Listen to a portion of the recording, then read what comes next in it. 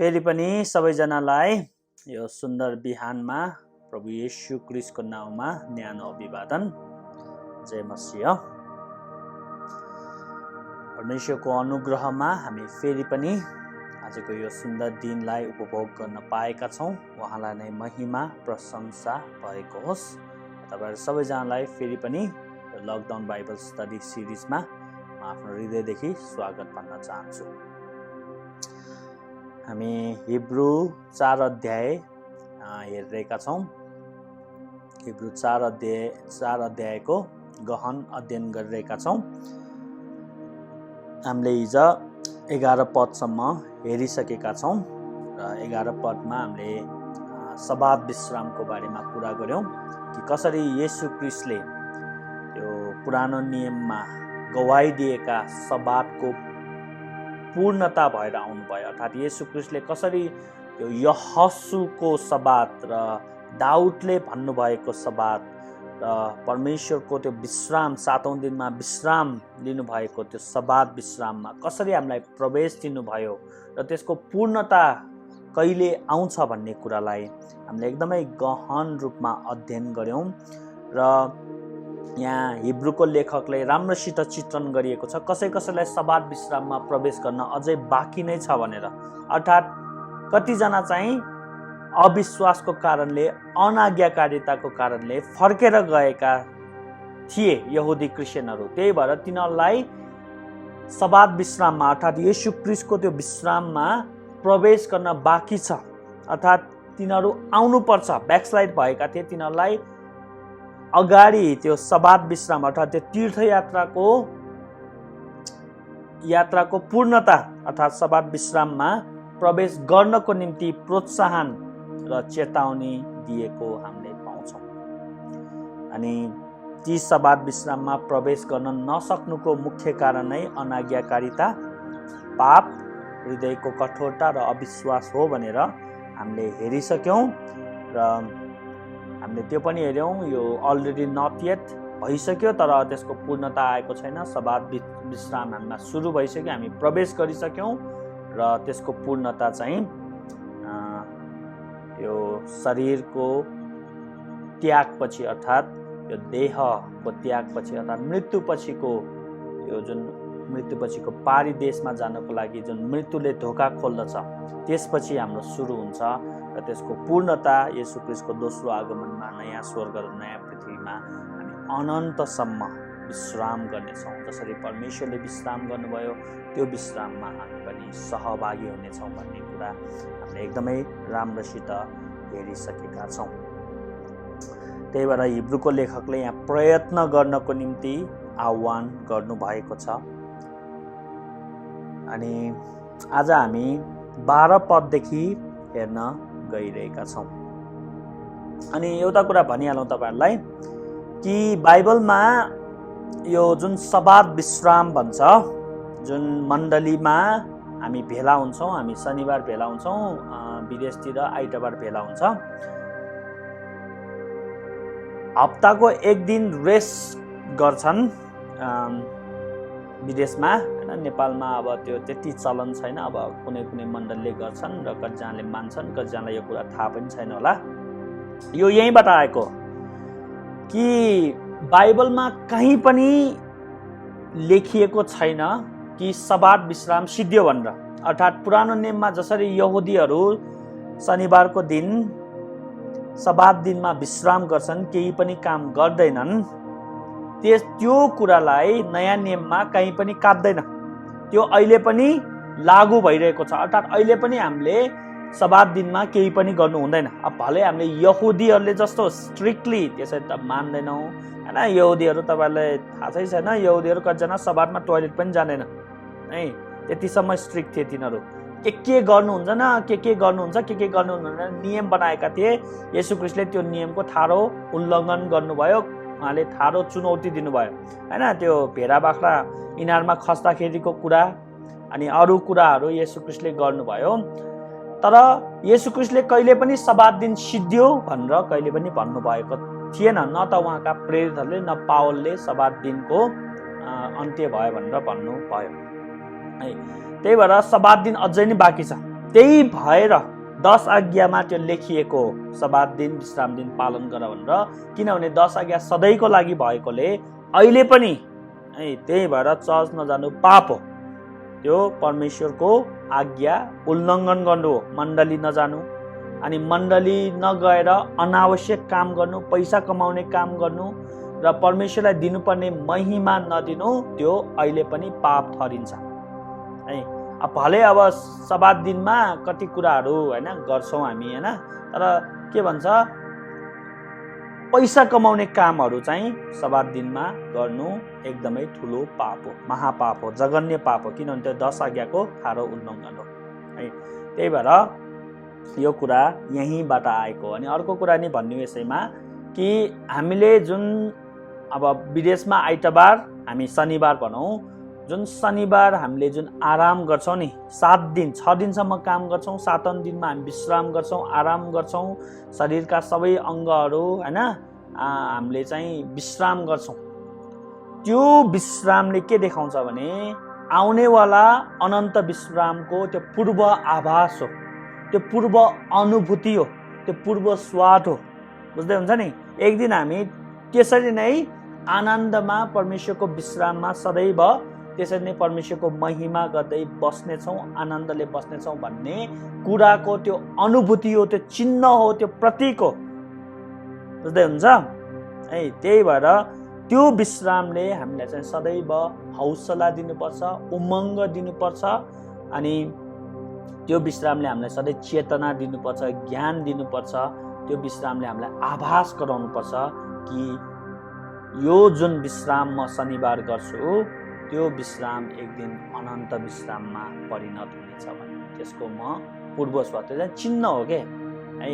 त्यही भएर यो सबै यो 4 अध्यायबाट आएको, 4 अध्यायमा त अझ यसलाई राम्रोसित चित्रण गरिएको छ है। यो कुरालाई तपाईहरुले नबिर्सिनुस्। अब 12 पददेखि आज हेरौँ। मैले तपाईहरुलाई पहिला नै भनिहाले, हिब्रूको पुस्तकमा चाहिँ उत्साह र चेतावनी सँगसँगै दौडिन्छ। यो किताबमा अगाडिदेखि पछाडिसम्मै चेतावनी र उत्साह। अनि यो हिब्रू 4 अध्यायमा चेतावनी र उत्साहको एकदमै तालमेल मिलाइएको छ। यहाँ चेतावनी पनि छ, यहाँ उत्साह पनि छ, हो के न। आफ्नो पिता पुर्खाले जस्तो नगर्नु भनेर चेतावनी, सावधान गरिएको छ, र विश्राममा प्रवेश गर भनेर हौसला पनि दिएको छ।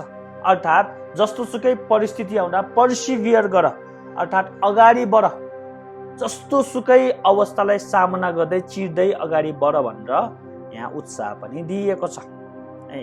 अनि 12 पद चाहिँ यो उत्साहको नभई चेतावनीको चरम बिन्दु जस्तो लाग्छ मलाई है।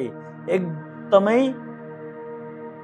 परमेश्वरको वचन के हो र परमेश्वरको वचनलाई कसरी ग्रहण गर्नुपर्छ भनेर यहाँ एकदमै अलि डरलाग्दो पाराले देखाइएको छ कि परमेश्वरको वचन अवहेलना गर्नु कति भयानक हो भन्ने कुरालाई यहाँ देखाइएको छ है। त्यो विषयमा आज हामी चर्चा गर्नेछौँ।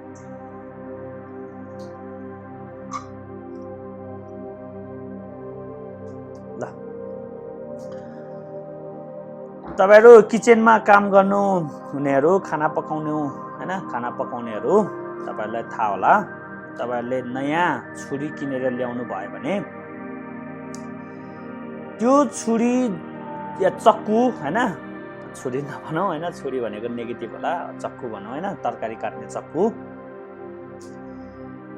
तपाईले त्यो नयाँ किन्दाखेरि त्यो यति धारिलो हुन्छ कि कतिपल्ट तपाईले तरकारी काट्दा या त्यसलाई पखाल्दाखेरि तपाईलाई त्यसले काटिसकेको हुन्छ, तपाईको छाला काटेर मासु पनि काटिसकेको हुन्छ, तर तपाईलाई थाहा नहुन सक्छ कतिपल्ट है। त्यस्तो अनुभव भएको हुन्छ। अनि रगत आएपछि बल्ल थाहा हुन्छ, किनभने त्यो यति तिखो हुन्छ, यति धारिलो हुन्छ, त्यो छुना साथै स्वात्तै त्यो काटिसकेको हुन्छ।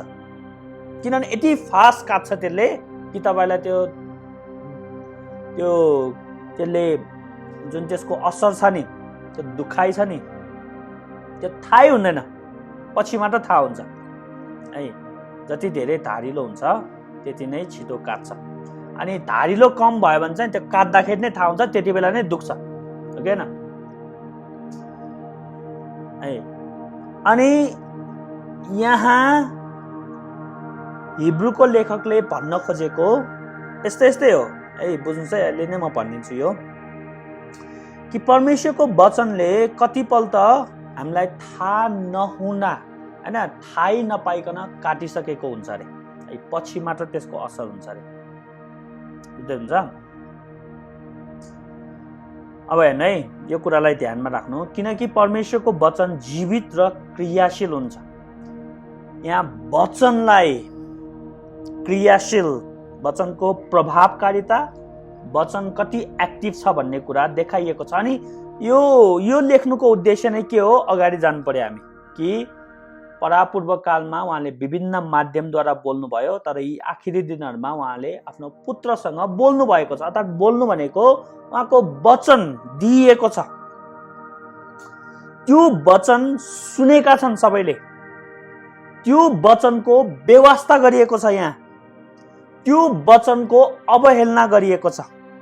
जसरी उजाड स्थानमा 40 वर्षसम्म पिता पुर्खाहरूले गरे, त्यसरी नै उनीहरूले यहाँ वचनलाई तुच्छ ठानेका छन्। त्यो वचन जसलाई चाहिँ चिन्ह आश्चर्य कर्महरूले प्रमाणित गरेको छ, त्यो वचन जुन प्रतिज्ञाको धरातलमा उभिएको छ, परमेश्वरको वचन, चान्चुने वचन होइन, त्यो अगमवक्ताहरूलाई आएको वचन, त्यो येशू ख्रीष्टद्वारा बोलिएको वचन, त्यो मोसाद्वारा बोलिएको वचन, सिनै पर्वतमा त्यो परमेश्वरको गड्याङ गुडुङ आवाजमा परमेश्वरले बोल्नु भएको वचन, स्वर्गबाट दिइएको बानी, त्यो वचनको व्यवस्था गरिएकोले यहाँ एकदमै चेतावनी दिएको छ। सावधान, परमेश्वरको वचन तिमीलाई दिइएको छ, तिमीले यसको अवहेलना गरिएको छ, यसलाई अपवित्र तुल्याउने काम गरेको छ। यदि तिम्रो आज्ञाकारी भएको भए तिमीले यो वचनलाई आत्मसात र सिरोपर गरिएको ठहरिन्छ, तर तिमीले यसको व्यवस्था गरेकोले तिम्रो पछाडि फर्किरहेको छौ। त्यही भएर होशियार, सावधान है, यो चेतावनी हो, एकदमै डरलाग्दो चेतावनी हो। किनभने यहाँ परमेश्वरको वचन क्रियाशील हुन्छ। पुराणमा लेखेको छ नि, परमेश्वरको मुखबाट निस्केको वचन त्यत्तिकै फर्किँदैन, त्यसले काम गरेर फर्किन्छ, चाहे त्यो आशिषको निम्ति होस्, चाहे त्यो श्रापको निम्ति या न्यायको निम्ति हो। दुवै तरिकाले परमेश्वरको मुखबाट निस्केको वचनले काम गर्छ। परमेश्वरले उज्यालो होस् भन्नुभयो, वचन गयो, उज्यालो भयो है। परमेश्वरको योजना पुरा गरेर निस्किन्छ। अनि यहाँ परमेश्वरको योजना के हो? सबात विश्राममा प्रवेश गर, तिम्रो पछि नहट भनेर। यदि त्यसको आज्ञा पालन गर्यो भने आशिष पाउँछ, नत्र भयानक सजाय र दण्ड पाउँछ भनेर। त्यतिकै यहाँ तरवाल भनिएको छ, हेर्नु है त। अब यहाँ किनकि परमेश्वरको वचन जीवित हुन्छ अरे के, त्यो मरणशील होइन, त्यो निष्क्रिय होइन, त्यो क्रियाशील छ, त्यो एक्टिभ छ, त्यसले काम गर्न सक्छ, त्यसले प्रतिक्रिया जनाउन सक्छ, त्यसले परमेश्वरको योजना पुरा गर्न सक्छ। जसरी संसारलाई परमेश्वरले आफ्नो वचनद्वारा बनाउनु भयो, क्रियाशील नभएको भए, अझ यहाँ अगाडि के लेखेको छ? वचनद्वारा नै यो संसारलाई उहाँले सम्हाल्नुहुन्छ है भनेपछि यो एकदमै क्रियाशील वचन हो र जीवित पनि हो। यो मरणशील होइन, जीवित र क्रियाशील। जीवित र क्रियाशीलले धेरै ठुलो अर्थ निकाल्छ है, जीवित र क्रियाशील। हामी मान्छेहरू पनि जीवित छौँ र क्रियाशील छौँ, हो कि हैन? परमेश्वरको वचनलाई यहाँ पर्सोनिफाई गरिएको छ, मूर्त रूपमा देखाइएको छ। परमेश्वरको वचनलाई यहाँ मान्छे जस्तो देखाइएको छ। अनि एकदमै इन्ट्रेस्टिङ छ, किनभने येशू ख्रीष्ट देहधारी वचन हो। उहाँ वचनको रूपमा, मेटाफोरिकली वचनको रूपमा थियो भनौँ, आदिमा वचन थियो, अनि त्यो वचनले देह धारण गर्नुभयो। यहाँ क्रियाशील हुनु नै येशू ख्रीष्टको वचन, अर्थात् येशू ख्रीष्टको देहधारी रूप हो, उहाँको स्वरूप हो है। किनकि परमेश्वरको वचन लोगोस है, हिब्रूमा दबार भन्छ, त्यो वचन एकदमै जीवित र क्रियाशील हुन्छ र कुनै पनि दुई धारे तरवार भन्दा बढी धारिलो हुन्छ। यो तरवारको चिन्ह किन यहाँ ल्याएको। तरवालको उदाहरण किन ल्याएको यहाँ? किनभने तरवालले के गर्छ है, तरवालले पोजिटिभ कुरा पनि गर्छ, किनभने त्यसले सुरक्षाको प्रत्याभूति गर्छ हैन। रोमी 13 अध्यायमा पावलले भन्दछ तरवाल त्यतिकै भिड्दैन सैनिकले, तिमीहरूको सुरक्षाको प्रत्याभूति। नराम्रो काम गर्यो भने हैन त्यसले तरवाल त्यतिकै भिड्दैन। तर यहाँ नेगेटिभ कुरामा देखाइयो अर्थात् न्यायको चिन्ह हो। यदि तिमीहरूले मानेन, वचन मानेन भने त्यो तरवाल जस्तो हो है। पवित्र आत्मा त्यो एफिसीमा पनि भनिएको छ नि, परमेश्वरको हात हतियार उठाओ हैन, त्यसमा तरवाल पवित्र आत्माको भनेर तरवाल भनेर भनिएको छ। त्यहाँ चाहिँ राम्रो सेन्समा हो, युद्धकोमा। यहाँ चाहिँ न्यायमा है। जसरी इजरायलहरू 40 वर्षमा तरवार पनि उनीहरूले खाए नि, हो क्या न, त्यहाँ युद्धहरू भएको तरवाल लिएर आए नि, न्याय है। यो तरवाल किन भनिएको भन्दाखेरि, किनभने यहाँ कतिजना पछाडि हटेका छन्। अब यहाँ आगो पनि आउँछ, परमेश्वरको हातमा पर्नु हैन, भस्म पार्ने आगोमा पर्नु जस्तो हो। अर्थात् चान्चुने कुरा हैन, एकदम डरलाग्दो कुरा हो। उहाँ भस्म गर्ने आगो हुनुहुन्छ है। किनभने यो चेतावनी भएकोले यस्तो डरलाग्दो उपमाहरू र डरलाग्दो अलङ्कारिक शब्दहरू राख्नु एकदमै उचित हुन्छ। किनभने यो आर्ट अफ पर्सुएसन, अनुसरण गराउने कला हो। तिनीहरूलाई फेरि फर्काउनको निम्ति हिब्रूको लेखकले भर मजदुर कोसिस गरेको हामीले पाउँछौँ। तर यो एक धारे तरवाल होइन, 2 धारे तरवाल हो है। तपाईँहरूले 2 धारे तरवाल देख्नु भएको छ कि छैन? हैन, अब नेपालमा त त्यति हुँदैन। खुकुरी भनेको 1 धारे मात्र हो, किनभने एक ठाउँमा मात्र काट्छ। 2 धारे तरवालले दुवैतिरबाट काट्छ, हो क्या न? त्यो हुन्छ नि, त्यो क्रुस जस्तो हुन्छ नि, ड्यागर ठुलो हैन, नाइट्सहरूले बोक्ने, योद्धाहरूले बोक्ने तरवाल। दुवैतिर धार हुन्छ हैन, एकदमै तिखो। अनि त्यसले यस्तरी हान्दाखेरि यस्तरी दुवैतिरबाट हान्न सकिन्छ। त्यही भएर 2 धारे तरवाल एकदम एक्टिभ हुन्छ। रोमी सैनिकहरूले बोक्छ त्यो है। किनभने खुकुरीले एक ठाउँबाट मात्र काट्छ, एकातिरबाट मात्र। तर 2 धारे तरवालले यसरी पनि काट्छ, यसरी पनि काट्छ के। त्यसले त्यसको प्रभाव र असर, त्यसको चोट एकदमै डेन्जर हुन्छ भनेको क्या है। परमेश्वरको वचन त्यस्तो हो।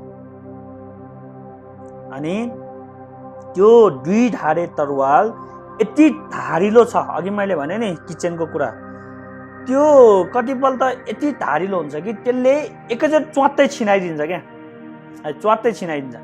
कतिपल्ट त के भन्छ, कुनै कुरा छिनाउँदाखेरि हैन, अघि मैले भने तपाईँहरूलाई यो एकदमै तिखोले काट्दा तपाईँलाई थाहै हुँदैन क्या, पछि मात्र थाहा हुन्छ त्यसको असर। किनभने त्यो यति स्पिडमा काटिदिन्छ है। त्यस्तोसँग तुलना गरिएको छ यहाँ, एकदमै डरलाग्दो चित्र। कुनै पनि 2 धारे तरवाल भन्दा बढी धारिलो हुन्छ। अझ के हो रे, त्यो तरवालसँग मात्र तुलना गरिएको छ भने त्यो तरवाल भन्दा नि अझ बढी धारिलो हुन्छ रे, अझ डेन्जर, अझ बढी चोट पार्न सक्ने, अझ बढी प्रभावकारी है। एकदमै उच्च कोटिको तरवाल हैन। तपाईँले lord of the rings movie हेर्नुभएको छ, त्यहाँ तरवाल खतरा हुन्छ है। त्यो भन्दा नि तिखो भनेको के, जे पनि काट्न सक्ने, एकदमै खतरा फलामले बनाइएको।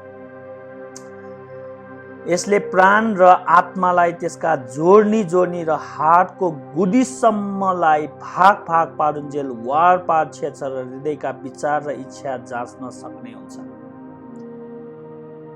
है। यहाँ ठ्याक्कै के भनिएको छ भन्दाखेरि, परमेश्वरको वचन त्यो 2 धारे तरवाल भन्दा एकदमै सक्रिय हुन्छ।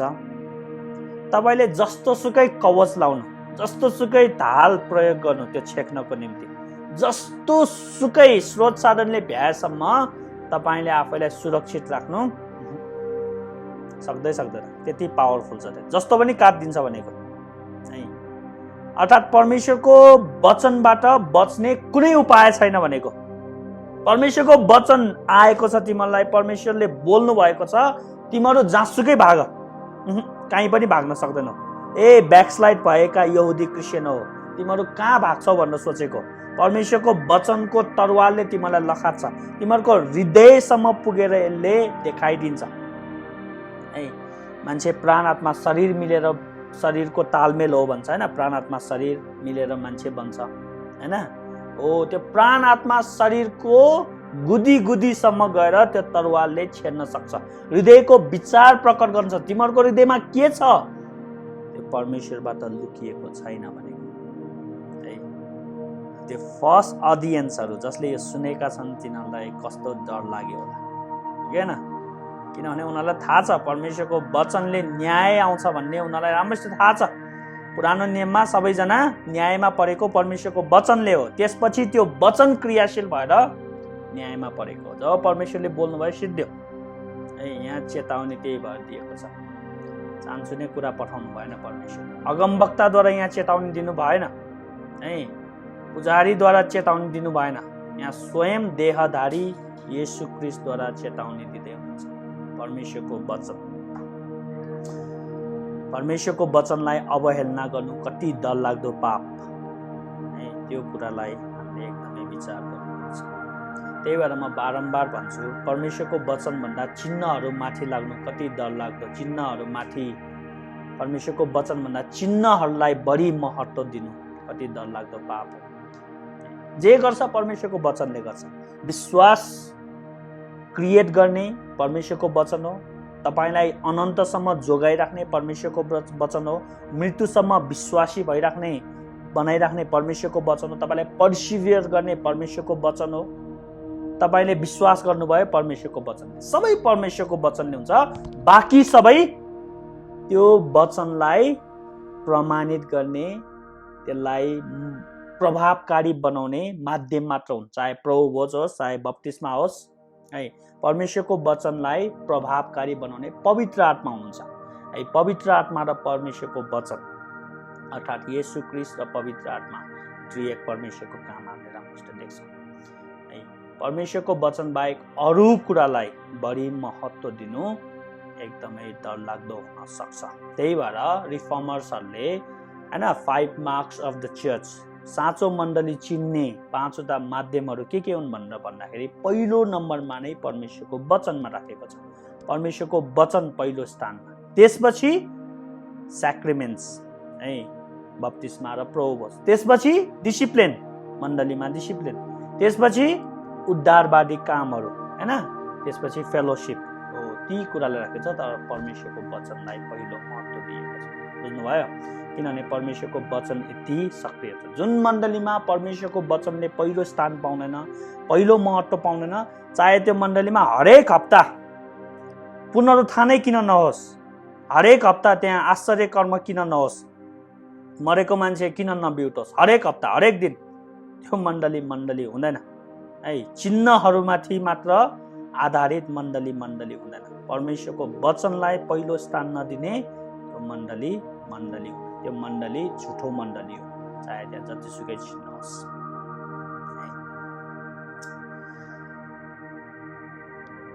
यसले प्राण र आत्मालाई त्यसका जोड्नी र हातको गुदीसम्म भाग पारुन्जेल वारपार छेड्ने र विचार, हृदयका विचार र इच्छा जाँच्न सक्ने हुन्छ है। अब यसमा धेरै कुराहरू छन्, म त्यति भन्दिनँ हैन, किनभने यो अब ग्रिकमा हेर्नुपर्छ। यो धेरै अब यहाँ कतिजनाले भन्छन् यो हिब्रू लेखकले ग्रिक आइडिया लिएको भनेर हैन, कति कुराहरू छन्, त्यतातिर नजाउँ। तर यति बुझौँ कि वचनले तपाईलाई पूर्ण रूपमा एक्जामिन गर्छ क्या। जसरी पोस्टमार्टम गर्छ मान्छेले हैन, त्यो कसरी मरेको के भनेर एकदमै गर्छ, वचनले त्यो भन्दा नि बढी गर्छ।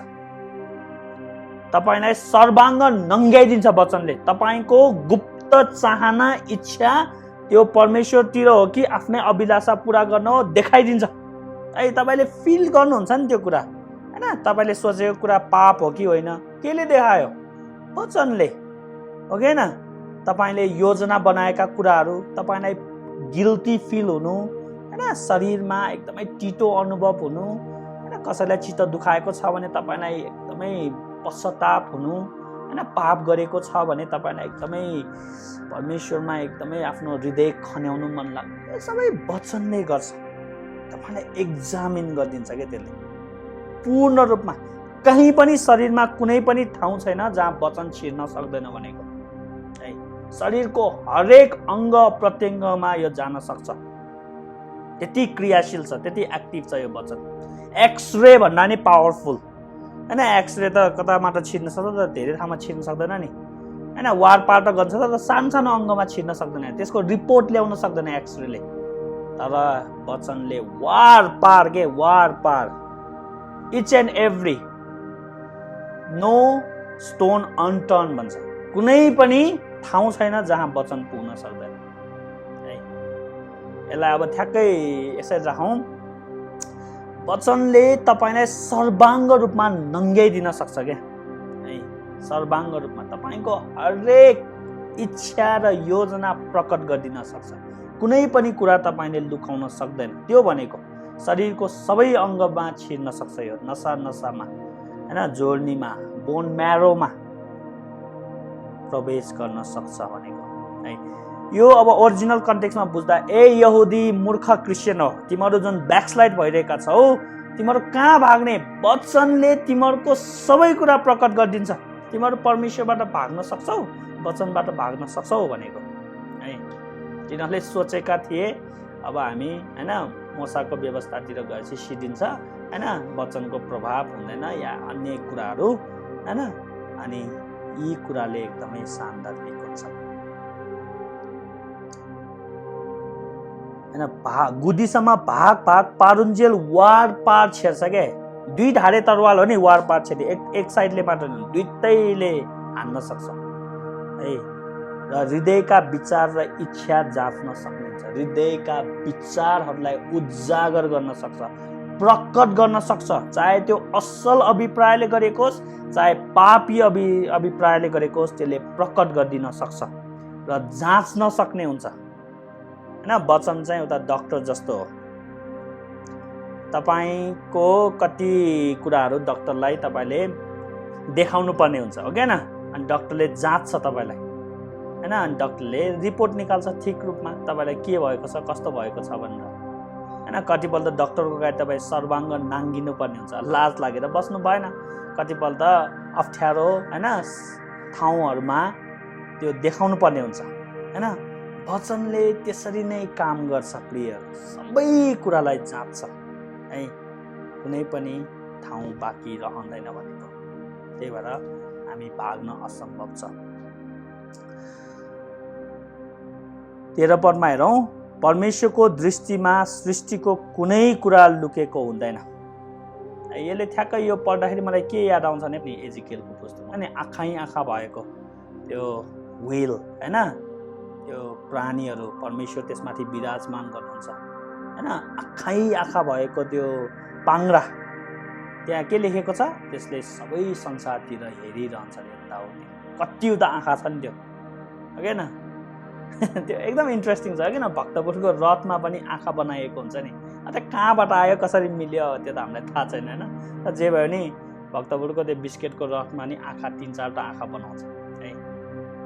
पक्कै पनि केही न केही कनेक्सन छ त्यसमा होइन। पक्कै पनि अब इतिहासबाट लिएको होला। अब जात्रा हुँदै हुँदै मान्छेले अब हाम्रो नेवार समुदायमा यो लिएको होला होइन। त्यो बिस्केट जात्रामा उठाउने लिङ्गो पनि त्यो यसो हेर्दाखेरि मोसाले उठाएको त्यो जस्तै देखिन्छ, किनभने त्यहाँ पनि 2टा सर्पहरू छन् नि होइन। हलीपट भन्छ हामीले होइन, किनभने त्यसलाई सर्प नै मान्छ भालेपोथी। मोसाले नि त्यहाँ सर्प राखेका थिए भन्छ होइन। भलै म हिन्दू धर्मसँग कनेक्ट गर्न खोजेको होइन, तर जे होस् केही न केही होइन रहस्यहरू हामीले देख्छौँ होइन। अब म नेवार समुदायबाट आएकोले यो अनौठो लाग्नु स्वाभाविक हो। जे जस्तो भए पनि त्यो आँखाले चाहिँ सबैतिर हेरिरहन्छ कि। अर्थात् ए यहुदी क्रिस्चियनहरू तिमीहरू कता भागेको हो? परमेश्वरले तिमीलाई देख्नु सक्नुहुन्न र? परमेश्वरबाट केही कुरा लुकिएको छ र? तिमीहरूको सबै इच्छा र अभिप्राय बुझ्नुहुन्छ। सृष्टिको अगाडिदेखि नै कुनै पनि कुरा उहाँबाट लुकिएको हुँदैन।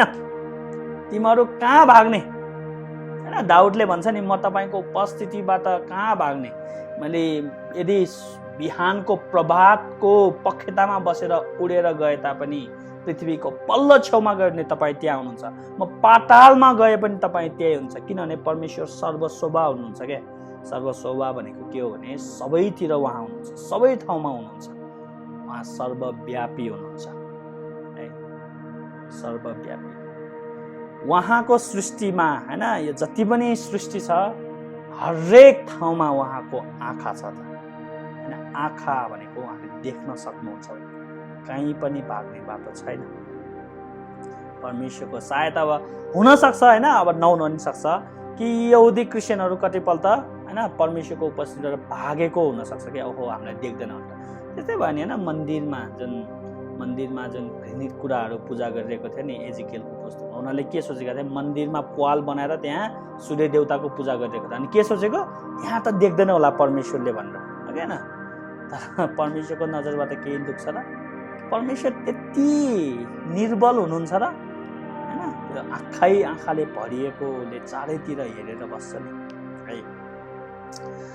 उहाँका नजरको सामुन्ने सबै कुरा स्पष्ट र खुल्ला छन् रे। उहाँको नजरमा सबै स्पष्ट, कुनै पनि धमिलो छैन, मिरमिरे छैन, एकदमै स्पष्टसँग देख्नुहुन्छ र सबै कुरा खुल्ला छ। भनेपछि तपाईँको हृदयको विचारलाई पनि उहाँले मजासित देख्नुहुन्छ है। उहाँ डक्टर जस्तो हुनुहुन्छ। कतिपल्ट मैले अघि नै भने डक्टरलाई तपाईँले पुरै नङ्ग्याएर देखाउनु पर्ने हुन्छ सबै कुरा, किनभने तपाईँलाई अप्ठ्यारो ठाउँमा हैन गुप्ताङ्गहरूमा कतिपल्ट तपाईँलाई समस्या हुन्छ, तपाईँ लजाएर बस्ने होइन, तपाईँले देखाउनु पर्ने हुन्छ हो। आत्मिक रूपमा हामी कतिपल्ट नाङ्गिनु पर्ने हुन्छ।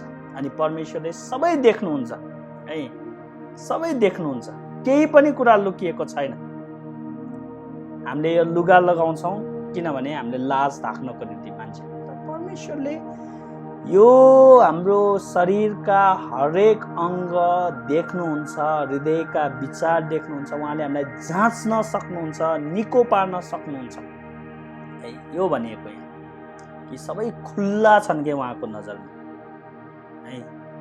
उहाँलाई नै के गर्नुपर्छ, हामीले लेखा दिनुपर्छ। अब एकदमै भयानक, तिमीहरू जो भागिरहेका छौ परमेश्वरबाट, परमेश्वरको वचनबाट, एक दिन यो तिमीहरूको यो भगाई, यो तिमीहरू ब्याकस्लाइड भएको तिमीहरू लेखा दिनुपर्छ।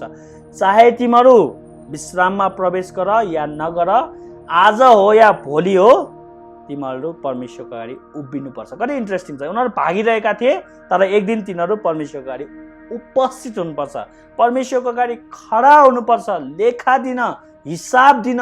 किन तिमीहरू भाग्यौ, किन ब्याकस्लाइड भयो, किन तिमीहरूले मेरो आज्ञा उल्लङ्घन गरेको, किन तिमीहरू आफ्नो पिता पुर्खा जस्तो भएको, किन तिमीहरूले विश्वास गर्न सकेनौ, मैले त बोले त वचन, तिमीहरूलाई वचन दिएको थिएँ त, किन तिमीहरू भाग्यौ है। त्यसको लेखा दिनुपर्छ। यो एकदम नेगेटिभ सेन्समा हो यो लेखा पनि, कि यहाँ सावधान चेतावनी दिएको छ।